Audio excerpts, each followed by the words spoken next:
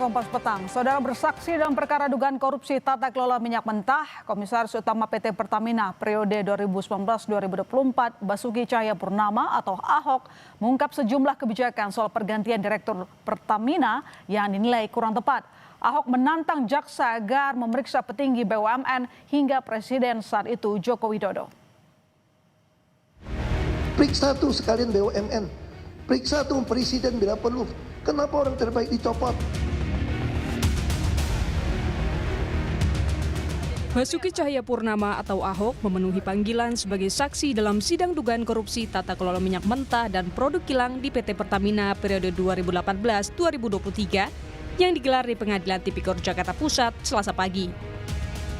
Komisaris Utama Pertamina periode 2019-2024 itu mengatakan akan bersaksi apa adanya. Ia membawa dokumen yang diperlukan dan disimpan di dalam ponselnya. Salah satu pernyataan Ahok yang mencuri perhatian adalah soal terbatasnya wewenang Dewan Komisaris dalam menindak direksi yang bermasalah saat jaksa menanyakan soal dua mantan direksi, Joko Priyono dan Masud Hamid. Ahok bahkan menantang jaksa untuk memeriksa pihak yang lebih tinggi yaitu Menteri BUMN dan Presiden saat itu Joko Widodo. Saya pikir BUMN ini keterlaluan. Mencopot orang yang bukan meritokrasi. Kenapa orang yang mau lakukan, saya lakukan. Dicopot. Ini orang terbaik Pak Joko itu. Makanya saya tulis dicopot. Makanya saya selalu bilang sama Pak Jaksa, kenapa saya mau lapor itu Jaksa? Ya. Periksa tuh sekalian BUMN. Periksa tuh Presiden bila perlu. Kenapa orang terbaik dicopot? Selain itu, Ahok juga menjelaskan alasan dirinya mundur dari Pertamina lantaran tak sejalan dengan Jokowi. Mulai dari penolakan Jokowi saat Ahok meminta jabatan Direktur Utama Pertamina hingga penolakan sejumlah usul yang Ahok sampaikan. Pak Presiden, kalau Anda betul-betul mau saya perbaiki Pertamina, kasih saya jabatan dirut atau enggak sama sekali. Dan ketika usulan saya ditolak soal subsidi segala macam, program tidak lakukan, saya nyatakan saya mundur. Saya bukan kejar gaji, bukan kejar jabatan. Saya kejar legacy untuk memperbaiki Pertamina kok. Kalau Anda nggak sepakat dengan saya, walaupun Anda Presiden, saya berhenti. Oke, cukup. Itu saya lakukan, Pak. Udah. Keterangan itu disampaikan saat bersaksi pada sidang pemeriksaan kasus dugaan korupsi tata kelola minyak mentah dan produksi kilang pada periode 2018-2023 yang menyeret 9 terdakwa, salah satu terdakwa merupakan pemilik manfaat PT Navigator Katulistiwa Muhammad Keri Adrianto Riza yang merupakan putra Riza Khalid. Dan tersangka lain Direktur Utama PT Pertamina International Shipping Yoki Firnandi, Vice President Feedstock Management PT Kilang Pertamina International Agus Purwono, hingga Direktur Utama PT Pertamina Patraniaga Rifa Siahaan. Tim Liputan Kompas TV. Presiden ke-7 Republik Indonesia Joko Widodo disinggung dalam sidang kasus korupsi. Kali ini dugaan korupsi tata kelola minyak mentah dan produk kilang di PT Pertamina periode 2018-2023. Lalu apa arti pernyataan Ahok di muka sidang yang disampaikan Basuki Cahayapurnama atau Ahok? Kita bahas bersama Valdo Maldini, politisi Partai Solidaritas Indonesia (PSI) dan juru bicara DPP PDI Perjuangan Guntur Romli. Selamat petang Mas Valdo, selamat petang Mas Guntur. Selamat petang, Elona, Mas Guntur, semuanya. Assalamualaikum. Mas Valdo, apa tanggapan Anda nama Jokowi disebut dalam sidang, bahkan Ahok bilang kalau bisa diperiksa saja? Iya, pertama kami kira kita harus jernih ya, membedakan opini politik dan mekanisme hukum. Karena kasus korupsi yang terjadi itu ya domain penegak hukum, bukan panggung debat persepsi. Karena kita ini negara hukum yang bicara tentu alat bukti Mbak, bukan emosi. Yang kedua, Pak Jokowi ketika menjadi presiden ya bukan pengelola operasional Pertamina gitu. Tidak ngurus tender, tidak ngurus kontrak, apalagi yang namanya transaksi. Pertamina adalah BUMN yang punya direksi, komisaris, audit internal, bahkan pengawasan. Yang diarahkan oleh presiden itu adalah tujuannya, bukan hal-hal untuk tanda tangan invoice dan sebagainya. Dan kalau Pak Ahok pernah jadi komut di Pertamina, kalau ada temuan kan jalurnya jelas. Lapor ke KPK, Kejaksaan, BPK. Ya kalau ada bukti, pintu hukum pasti terbuka. Bukan pintu opini media gitu. Dan Pak Ahok juga bilang beliau mundur karena banyak ide yang tidak cocok. Ya, kalau tidak cocok ide itu kan normal, Mbak, di dalam proses organisasi, apalagi Pak Ahok pernah di birokrasi. Tapi tidak otomatis ada kasus korupsi yang dalam hal ini sedang Oke. diuji. Sehingga perbedaan gagasan itu bukan berarti adanya kejahatan. Jadi kami kira di dalam hukum yang menuduh wajib membuktikan. Jangan dibalikkan beban pembuktiannya. Bukan Oke. Pak Jokowi kami kira yang harus membuktikan tidak bersalah. Tapi penuduh yang membukti. Kira-kira gitu. Oke, baik, Mas Guntur. Jadi menurut Mas Guntur sendiri ada motif apa seorang Ahok menyebut nama Jokowi? Tadi kan disampaikan oleh Mas Faldo, ya kalau ranah hukum jangan pakai ranah emosi dong. Ya, Pak Ahok itu kan bersaksi di pengadilan. Ini bagian dari proses hukum dan beliau juga menyampaikan apa yang beliau ketahui, apa yang beliau lihat, apa yang beliau rasakan. Itu kan tugas seorang saksi. Sebagai warga negara yang baik, Pak Ahok kan datang ke pengadilan dan sebelumnya juga diperiksa oleh kejaksaan, sebelumnya lagi juga ikut melapor dan sebagainya. Tapi pada intinya seorang saksi di pengadilan kesaksiannya dilindungi oleh undang-undang dan kan Pak Ahok juga menyampaikan jika perlu.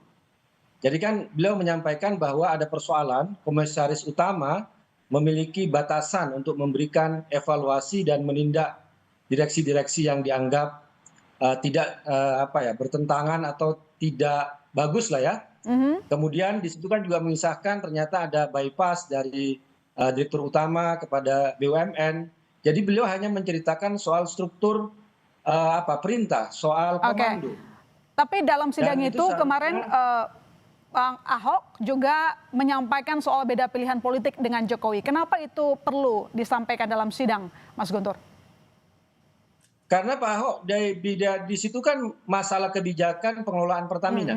Kan Pak Ahok juga mengaku bahwa beliau itu karena keterbatasan wewenang sebagai komut, beliau itu ingin menjadi dirut utama agar melakukan pembenahan. Tapi itu yang tidak dikabulkan oleh Pak Jokowi pada waktu itu. Kemudian juga terkait dengan subsidi. Kalau Pak Ahok kan ingin subsidi itu biar tidak dihambur-hamburkan uang, bukan kepada barang, bukan kepada minyaknya, tapi misalnya subsidi yang tepat kepada orang-orang yang memang memerlukan. Pak Ahok kan mengusulkan subsidi itu menggunakan voucher misalnya. Diberikan kepada orang-orang yang memang berhak mendapatkan subsidi tersebut. Masalahnya sekarang, yang subsidi sekarang kan siapapun bisa menikmati BBM bersubsidi. Ini yang juga sering dikritik oleh Pak Ahok, itu yang menyebabkan kebocoran dari anggaran negara. Gitu, Mbak. Jadi ada motif politik tidak kira-kira pernyataan seorang Ahok di persidangan? Singkat saja, Mas Guntur. Kalau saya melihat tidak ada motif politik, Mbak. Dia kan ingin lebih meng-clearkan proses hukum ini dan juga beliau menyampaikan apa yang beliau ketahui. Kalau memang di sini ada intervensi dari komando dan sebagainya kan menurut beliau kan tidak hanya komut yang harus diperiksa, tapi Menteri BUMN dan jika perlu pun juga seorang presiden juga bisa diperiksa. Dan itu dalam arti diperiksa kan belum tentu bersalah. Jadi Bung Faldo jangan terlalu ketakutan ya ketika ada usulan bahwa itu proses hukum yang biasa. Orang diperiksa oleh kejaksaan, oleh KPK, oleh polisi, itu hal yang wajar ketika bersinggungan dengan suatu kasus, bukan berarti artinya orang itu bersalah. Apalagi Pak Ahok kan sudah mengatakan jika perlu. Begitu. Baik, Mas Faldo, tidak ada motif politik katanya. Jadi kalau memang tidak ada motif politik, ketika nanti misalnya Pak Jokowi dipanggil, akankah siap untuk memberikan keterangan? Iya, yang namanya proses hukum ya kita sama-sama hormati. Siapapun pasti hormat untuk itu. Apalagi untuk orang yang pernah menjadi presiden seperti Pak Jokowi. Namun kita bicara pernyataan yang terdengar cukup personal ya. Karena membawa cerita relasi ide dengan presiden gitu. Bagi kita, menurut kami, hukum ya tidak boleh dibawa ke ranah itu, psikologis, relasi kekuasaan gitu. Karena kan yang sedang dibangun dalam kasus ini untuk di pengadilan Pak Ahok dipanggil itu kan sebenarnya kan fakta-fakta yang sedang digali gitu loh. Nah, bisa kami sampaikan di era Pak Jokowi kala itu memang terjadi banyak penguatan audit, transparansi, bahkan digitalisasi BUMN itu diperluas, termasuk aplikasi My Pertamina yang juga didiskusikan dalam sidang itu. Jadi menurut Anda keterangan Pak Ahok di persidangan itu kemarin memang lebih ke ranah politis, bukan fakta hukum, atau mungkin menurut Anda justru menyerang seorang Jokowi? Iya, kami kira yang paling penting hari ini kita harus bisa sama-sama tahu bahwa kasus yang terbongkar hari ini kami kira justru bukti dari sistem yang bekerja. Bukan bukti presiden yang menutup mata. Sebaliknya nih. Dan memang selama Pak Jokowi menjabat itu memang tidak pernah kan menghalangi KPK, Kejaksaan, Polri untuk melakukan klarifikasi penegakan hukum. Karena kan kita negara punya mekanisme resmi sebenarnya, dan presiden itu juga tidak kebal hukum memang, tapi tidak juga bisa dihukum tanpa bukti, gitu loh. Nah, sehingga kalau semua penudingan ini bisa disampaikan oleh siapapun tanpa data, ya mungkin ya aspirasi dari sudut pandangnya Mas Guntur kayak tadi. Tapi kan kita akan membuat negara kita menjadi arena prasangka gitu loh. Nah, kita sama-sama perlu nih menjaga agar penegakan hukum, pemberantasan korupsi itu tetap beradab dan profesional. Melawan korupsi tidak boleh dengan cara mengorbankan keadilan juga. Terlepas dari itu, kita tunggu aja. Oke, Mas Guntur, kalau kata Mas Faldo ini kalau kita ringkas ini lebih maksudnya politis, bukan soal fakta hukum. Dalam beberapa kasus korupsi, baik di kejaksaan, itu kan memang selalu disebut nama Jokowi sebagai presiden. Kalau kita bicara soal fakta, ini kan fakta komando. Misalnya dalam kasus misalnya Nadiem Makarim, ya. Sebelumnya juga kasus apa itu? Beberapa kasus memang menyebut ini bicara soal fakta hierarki komando. Bicara soal BUMN, maka di atasnya adalah Kementerian BUMN. Di atasnya Kementerian BUMN itu adalah presiden. Jadi ini bukan istilah ingin memframing sebuah politik, tidak. Tapi kita bicara soal fakta, komando, hierarki, perintah, instruksi, dan sebagainya. Misalnya ketika Pak Ahok sudah melaporkan beberapa temuan-temuan, juga menyampaikan ide-ide ya kepada Pak Presiden, kemudian tidak dilaksanakan. Ini kan bisa diceritakan di pengadilan. Tapi kan ini bukan suatu hal yang menjadi kesalahan atau temuan pidana, tapi ya dia bercerita tentang apa yang dia ketahui.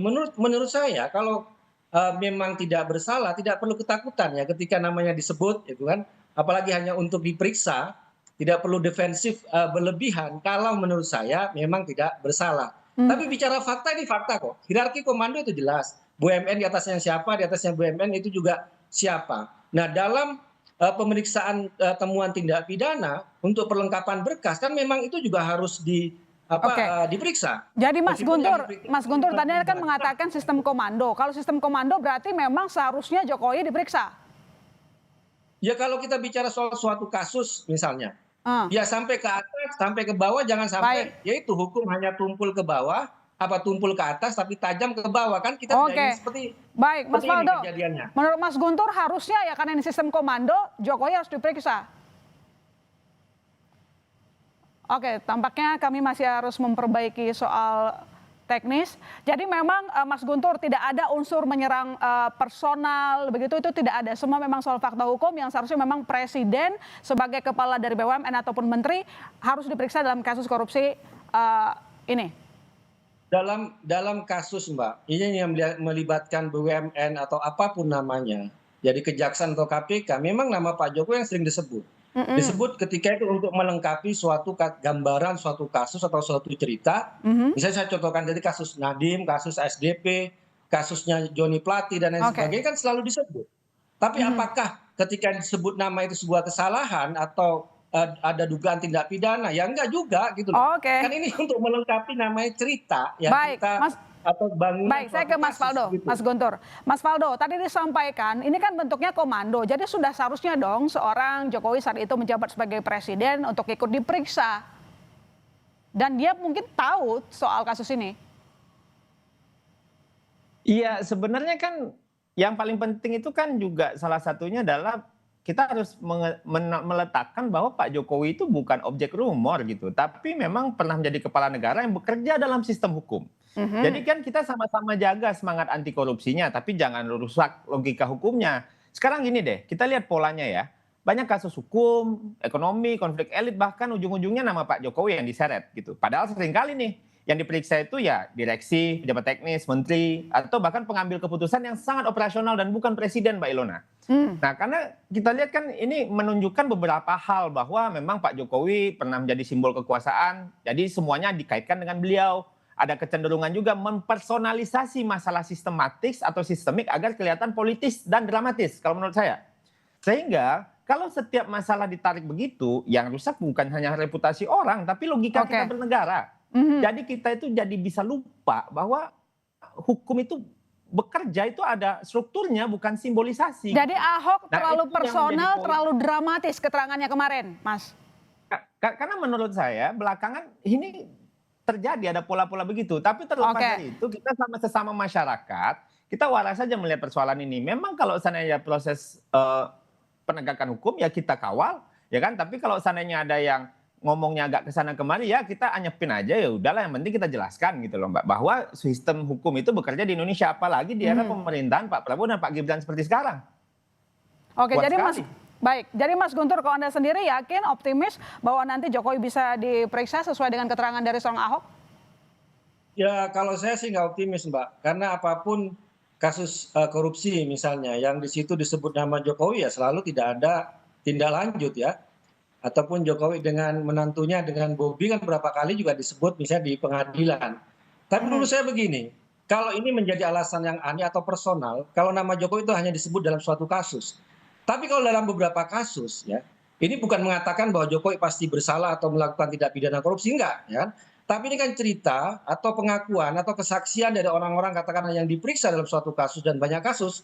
Saya contohkan tadi beberapa kasus dan selalu disebut namanya Pak Jokowi ya. Masyarakat juga pasti juga akan sadar nih kenapa kok selama ini kok disebut nama Jokowi. Jadi ini bukan untuk memframing ya atau hanya Ahok yang bicara terkait hal ini. Saya katakan Nadiem juga bicara, Joni Plate bicara, kasus SDP juga bicara, kasus yang ekspor ilegal apa itu, yang nikel juga disebut nama itu. Jadi menurut saya ini bukan lagi kasuistis ya atau hanya melakukan personifikasi atau serangan pribadi kepada Pak Jokowi, karena kita melihat ini beberapa kasus kalau hanya Ahok yang bicara dalam nama Jokowi. Baik, kita tunggu saja nanti bagaimana perkembangan kasusnya ya, Mas Guntur, Mas Waldo. Terima kasih telah bergabung di Kompas Petang. Selamat sore. Sorotan lain di Kompas Petang, saudara, lubang raksasa dampak longsoran di Aceh Tengah Aceh semakin meluas menyebabkan akses jalan terputus. Informasi selengkapnya Kompas Petang masih akan segera kembali.